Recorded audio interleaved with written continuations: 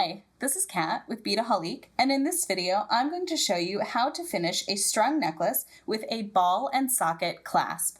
Now the ball and socket clasps looks like this here. So it has a little loop part here that looks very reminiscent of a toggle, and then this is the socket part here, or excuse me, this is the socket and this is the ball, so when they fit together, they just sort of snap together and you have a nice little closure there. Now I love this. I think this is going to be wonderful for my design here. So let me go ahead and just release that apart there. Now the only other thing that you're going to need is just some tube crimps. So I have a nice little assortment here, and this is a wonderful thing to have because it has all kinds of different sizes, so you can choose all from the same finish which size you need. So for today I'm going to use that 1.3 millimeter to finish off my gemstone necklace. Now you can also add a crimp cover if you like, but I'm just going to keep it really simple and just add on those crimps. So I'm going to come to one side of my necklace here. I'm going to remove my bead stopper, which is this lovely little spring tool here. And what I'm going to do is just slip on one of my crimp tubes, slide that down, and now slip on one side of my clasp, slide that down, and then go back through that crimp tube with that wire. Now with this being on the first side, I don't need to get too close to those beads, so I'm going to showcase it up here, and when I release it from the other side, you'll see why. So I'm just going to scooch that all the way up as close as I can while still letting that fall around a little bit. We don't want it to be too tight because we do want to leave a little bit of space.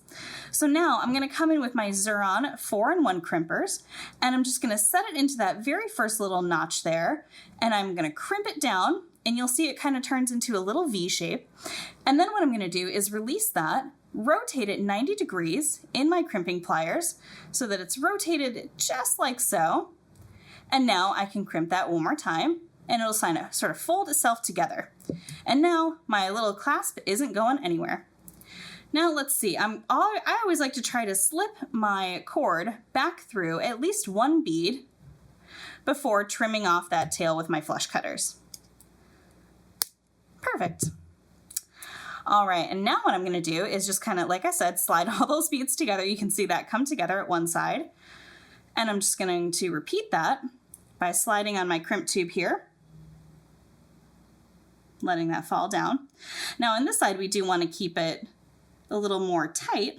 So I'm going to go through that loop, pull back, and now watch when I do this one, I actually am going to go through that crimp tube and through that first bead all at the same time here.